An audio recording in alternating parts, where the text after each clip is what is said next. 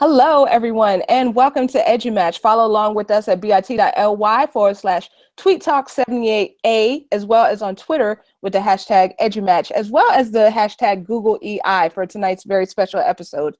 So before we get rolling, just wanted to remind everybody you could sign up to be our featured EduMatch person of the day at edumatch.org. So just an FYI, the list is a little long right now, but good things come to those who wait, because in the meantime, if we find some potential matches for you, we will tag you. And in addition, if your blog has an RSS feed that's findable, we will tweet out your blog posts as you write them. So definitely looking forward to growing our EduMatch family. So today we are going to have a very special episode. We're talking about Google Innovator Academy. So we have with us a fantastic panel. And we're just going to go ahead and kick off with introductions. So we're actually going to start this time going from right to left, because we have joining us a very special guest, Wendy Gorton from the Google Innovator Academy. So if you could please introduce yourself. Yeah, hey guys, thanks Sarah for having me on EduMatch. It's really fun to be in the EduMatch family. You guys can follow me at Wendy Gorton, and like Sarah mentioned, on the Google EI hashtag. But I'm so stoked to share about the program with you guys today and with our awesome innovator panelists below. But I'm a former fourth grade teacher, come a technology coach, and now the last 4 or 5 years have been working with the Google for Education Certified Innovator Program, as well as EdTech team for bringing this awesome program around the world. We're going to be in London April 19th through 21st, and that's what we're chatting about today. But you can be from anywhere to apply. The program has had almost 40 academies now, over 1,300 educators, principals, tech coaches all around the world join the network. And we've had awesome coaches like Sarah, who's joining us today, helping coach basically educators with a really innovative idea who want to work on that and unleash it on the world. So that's what the program's all about. We are excited to share there's a few more cohorts opening in 2017 in North America, and also in Europe, and also in Australia and New Zealand. So there's plenty of chances and plenty of opportunities to get involved. And I'm excited to share about those today with EduMatch, Sarah. All right, awesome. Well, welcome. We are so happy to have you here. All right. So going next, we have Tom. So Tom, if you could please tell us a little bit about you, as well as what cohort you were in. Hey, Sarah, it's great to be here. Finally, I'm in EduMatch. It's been way too long. Always pleasure when our paths cross. So I am a digital learning coach at a middle school here in North Carolina, and I was part of the Colorado cohort. Awesome. Well, welcome to EduMatch, Tom. And also from the Colorado cohort, we have Desiree. So if you could please introduce yourself.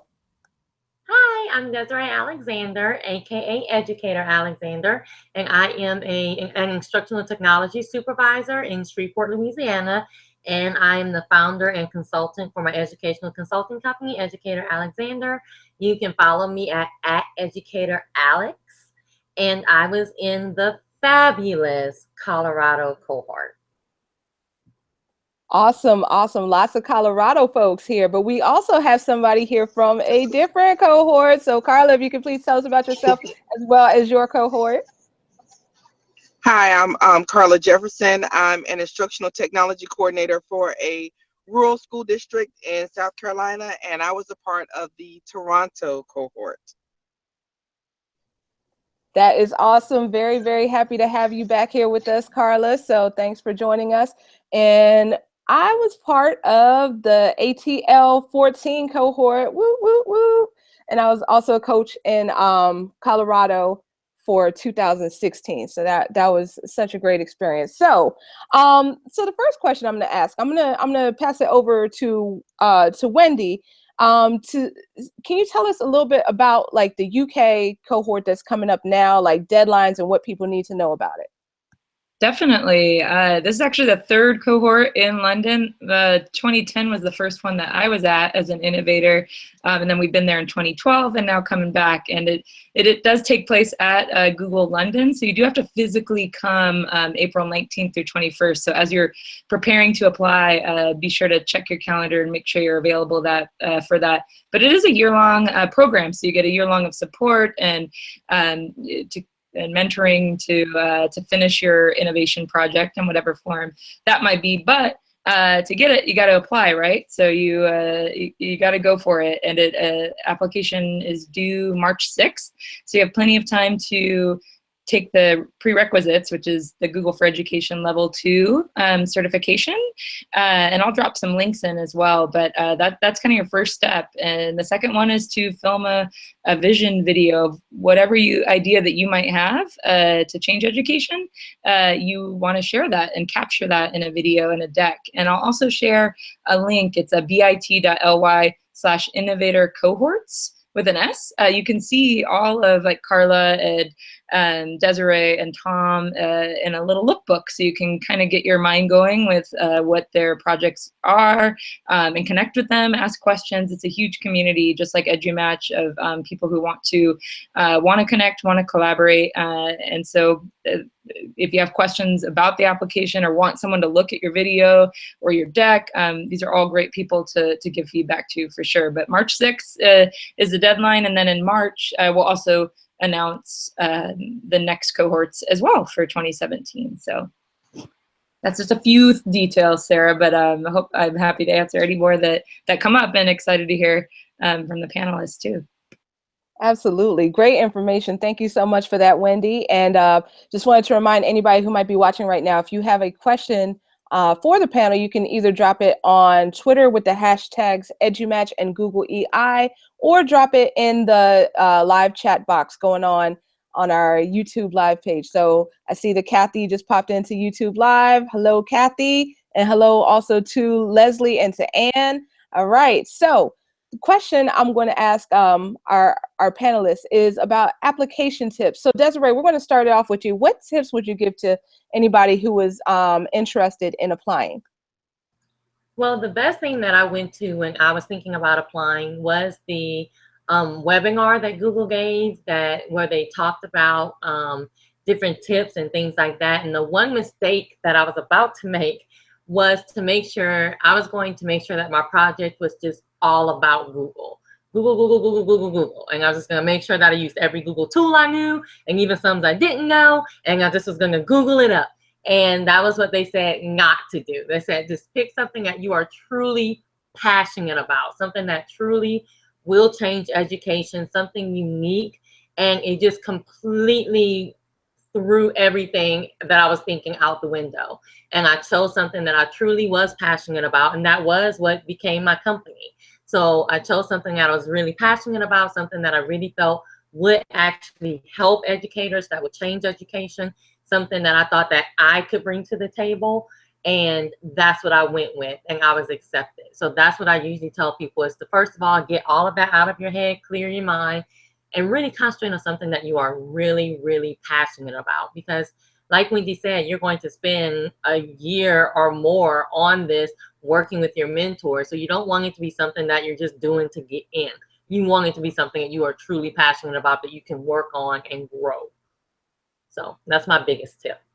Absolutely. Definitely staying authentic to what you're passionate about. Absolutely. All right. And Tom, what about you? What would be your application tip? Well, let's see. So first of all, know that it's an ongoing process. It may not work for you the first time. And so it worked for me on the third time. Third time was a charm. And there are educators who've had more than that. I wrote a blog post about that. You know, if you've not been accepted, don't freak out. If you Google my name, Tom Mulaney, and don't freak out, I think it'll come up. From there, I watched a similar webinar to what we're doing now. And someone said, don't just put yourself and your slide deck up. And for my second application, that's exactly what I did, because that's what I did with my students. I would make these lesson recap videos. It'd be me and my slides. I thought, oh, it'll be true to what I did. Get a little more creative with your video than that. So. Absolutely, absolutely. So definitely being creative with your project, letting your creativity shine. Absolutely, great tips. All right, so Tom's blog post is so great too, Sarah. I think not only for this program, but all of us on EduMatch, we're all striving to to become better educators and better practitioners, and so we're always going for some of these kinds of programs. And I think Tom's blog is so inspiring that to keep trying. And oftentimes it's you can only accept a small number for each cohort because we have to go to a Google office and all sorts of funding and things like that. So oftentimes we're not accepting everyone who's as excellent to become one for sure. So sometimes the next time you apply, it works. So I totally love that blog post for sure, Tom. Thank you, Wendy. And I just want to point one other thing out. When it comes to your sharing, you'll be asked to share a bunch of things, including your level 2 certificate. And on my second application, I put the wrong sharing link for that level 2 certificate. So, and if I can overcome that debacle to become accepted later, then if this round doesn't go well, you have a future ahead of you. Don't sweat it. The devil's in the details for sure sometimes. Yeah. And if you guys search YouTube, on that site that I said, bit.ly/innovator cohorts, you can see everyone's videos. So if you're looking at what a good 1-minute video looks like, or how to kind of display that passion that Tom's talking about, or Carla, you mentioned, it's a good way to get it. They're all very different, right? So there's not like a magic formula, but I think that passion for sure is there. absolutely, absolutely. So I'm going to go next to Carla and ask you, what are your tips for anyone who is applying for the Google Innovator Academy? I think what Desiree and Tom said were perfect. Like, one, make sure that you choose something that you're passionate about. Try again.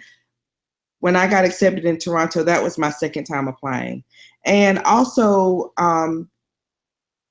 don't, like, when you go, or when, as you begin to apply, you don't have to have something fully fleshed out. That is exactly what the Innovator Academy is for. So think about something that you're really interested in, that you're really passionate in, and just kind of get an idea, have an idea of what direction you may want to go, but also be totally open to, just kind of seeing where the journey takes you, because so many start with one idea in mind and then they totally change direction. So one thing that I think helped me a lot was that the one that I got accepted was so personal to me. Like, I used my personal experiences as a parent and an educator to determine what I wanted my passion project to be. And that made a difference. The first one, it was something that I was kind of sort of interested in, but also don't try to rack your mind about like what's the latest thing, because the latest thing may not be for you. And so that shines through in your video and in your slide deck. And I think the other part is that, like, make sure, like, the first time I did it, my video, I spent a lot of time on it. I didn't spend as much time on my slide deck. And I really think both pieces have to be, in agreement is all I can think of, but that's not what I want to say. But they have to be in alignment, I guess, when you create it. So, and I love Wendy's tips about look at what other people have done. I mean, I was all through YouTube looking at other people's videos, and there are so many innovators that are so open to looking at what you have and giving you feedback. So you're not an island. Someone is always willing to assist you and help you as you begin this journey. I love that last part about how you just said that this is not an island and you have people all around you to help you out. Absolutely. Could not agree with that more. So fantastic. All right, great. So the next thing that we're going to talk a little bit about are the Innovator projects. So many of you kind of touched upon it already. So I'm going to ask, Wendy, could you please just kind of tell us a little bit about what the Innovator projects are? Totally. And I was just on the hashtag and saw Stephanie out there. So Stephanie working on a really great Google Parent project. But essentially, what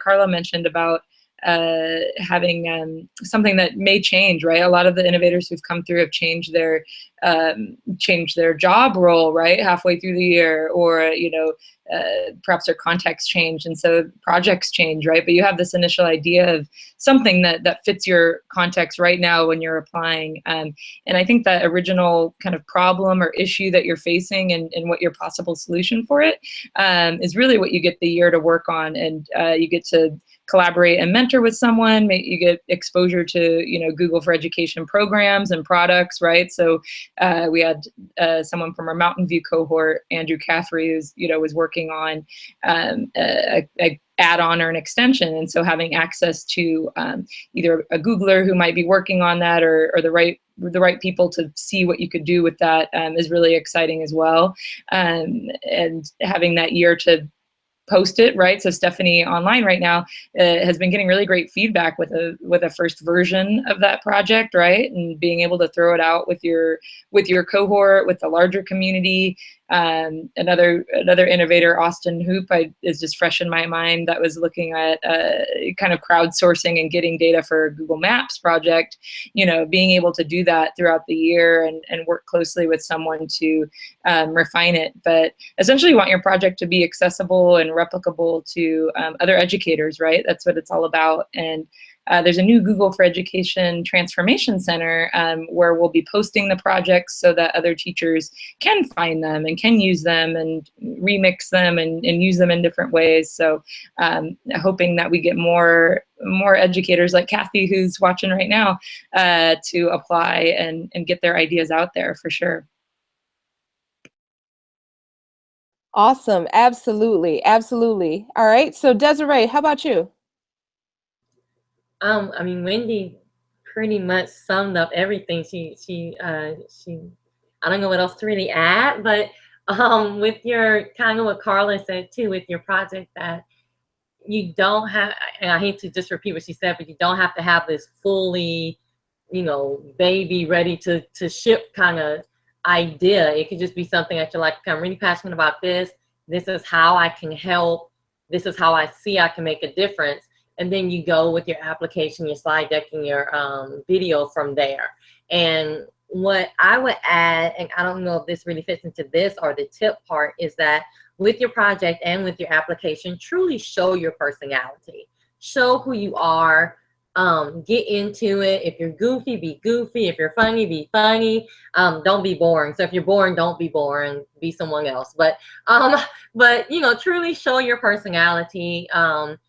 Get in there, just be yourself, and truly just show your passion. So with your project, you're going to be doing the same thing. You want it to be, again, something that you would want to work a lot of time on. And kind of to what Carla said too, sometimes you'll go in and you will completely change everything, even your topic about your project, because you're going to, in that space, in that Innovator Academy, it is such a just bonanza of learning and of just innovative waves going everywhere. I can't even explain it, to where you get so many ideas that you may just completely drop everything you thought you knew. And by the time you leave that weekend, you have a completely different Innovator project. So just start with something that you're passionate about, but kind of like Carla said too, just be open to the innovative waves that are coming your way. Absolutely, definitely. I definitely want to second what all of you are saying about it. It doesn't have to be a fully baked idea. It can, when you get to Innovator Academy, then you can definitely build it up and you get a lot of feedback. So it's great. It's fantastic. All right, Carla. So how about you? I think also just thinking about the need where you are. For example, my application that got me in was on blogging, and blogging is not new. Blogging with students is not new, but it is still such a need where I am. And I know how powerful it is. I've done it with students for years. I I ended up doing it with my daughter so that we wouldn't kill each other because she hates to write. And so, you're thinking, oh, but that's not new and innovative. But to your area, it may be. And so because you can change the world where you are, if it's new and innovative for your area, it's going to be new and innovative somewhere else too. So the project that you create can be used again in another place that may be having some of the same challenges, or the environment is the same as what you are. So like I said, and I think I said this earlier, don't worry about it being this thing, because something that just when we look around where people are, everyone is in a different place. So how can you change your world where you are? And once you do that, that will benefit someone else. That's awesome, Carla. That's kind of one of the tenets of the Innovation Project is think big, but start small, because that's where all educators have their impact is right there with what's available to them. But I think that's what's fun about the program is being able to amplify your impact for sure. And that's something that you can work on throughout the year, but starting with what's possible with what you have in your own backyard is so important. So awesome. Absolutely. I love that. Love that. All right. So Tom, what about you? So in my case, I had a problem. I had a challenge that I wanted to work on. I did not have much of an idea. I honestly didn't make a ton of progress. I actually did make some progress at the Innovator Academy, talking to people. And that really was the benefit of it, was getting to meet all these different people. Some people I had connected with, some people I had not. And so through the school year, I've taken a few steps, and actually just in this last week, I've taken a whole new direction. I can't really speak publicly about it because it's not really ready. But just yesterday, I spent almost my entire day just working on it, and this past week connecting with other educators to work on it. I think in March I'll have some stuff ready to share with the world. But long story short, like I was there in June, and this is going to be March when I can say, hey, I have something I can show, so it can happen like that. As long as you have a problem or an issue you're passionate about, that's a great start. Absolutely. Definitely bringing that passion into your project. Love it. Love it. Love it. All right. So Wendy, a question came up in the EduMatch Voxer group about anything that's automatically disqualifying. So could you speak a little bit to the eligibility piece? Totally. So you do have to be an educator in some form, right? So you want to have, and that role could be so different, right? It could be higher education, it could be K-12, it could be administration or leadership, or it can be a lot of tech coaches or instructional coaches for sure. So being involved in education is obviously one of the huge requirements. But you do also have to have some sort of history of innovation, right? You're trying to do this kind of stuff, and so there'll be a couple of short answers on the application that asks you to show that, right, and show how you're trying to innovate in your school environment. And then you also need to take the level 2 certification, but there's a whole training course online. I'll try to. The YouTube live doesn't let you put the link in, so Kathy and Sherry and others watching on the YouTube live, I'll share it on the EduMatch hashtag. But there's all self-paced studies that you can do, and we have our Innovator YouTube channel, we've got some panels about getting level 2 certified. There's all sorts of ways to get there. But maybe that's your goal right now, is in terms of eligibility, working on that level 2 right now. And then maybe your time to apply comes for a different cohort. But start laying out that calendar now of your own goals for this program and other programs that you want to achieve, and that'll help you get there for sure. And you can be from anywhere, so you don't have to be from the UK. You do have to get yourself there. But once you get there, food and and all of the fun at the Google office is all included for sure. But those are the big requirements. And if anyone else has questions about any more, you can email at info@certifiedinnovators.com, and we'd be happy to dig into any more eligibility questions you might have. Awesome, awesome. Thank you for sharing that. And I see that Desiree wants to add to that. Just 2 cents. just when you're doing the application, I know a lot of us turn it in, right at the last second to make sure that it's in on time, but don't wait till the last second to start working on it. So even with the application, it may be good to go into it is good to go into the application, get the questions, even if you want to save it in a document on your computer, but get the questions so they can just kind of be baking in the back of your head, even if you don't have time to fill it out right now. But so you can know the questions and kind of think them through. So when it is that time for you to sit and write about it, you're not seeing it for the first time the day that the application is due. So even if you may turn it in right at the deadline, don't start doing it right at the deadline, because you do have to think these things through and think through your the application as well as the slide deck and the video. So just a tip. Totally, and I just threw this up on my screen right now, Desiree. But you can, when you go to the actual application to get going, you can pull open that doc, like you mentioned, and just start getting your words down there. And again, if you don't apply for this cohort, at least you have it and you have your notes. And even if you don't go in this program, it's always good to try to implement an innovative idea at your school or in your community for sure. So hopefully, all this preparation and thinking about it is something that can help your practice in any way. Absolutely. Great thoughts. Great thoughts. So just wanted to open it up. If you all had any final thoughts for anyone who is thinking about applying for the London cohort or for another one coming up, any final thoughts from the panel?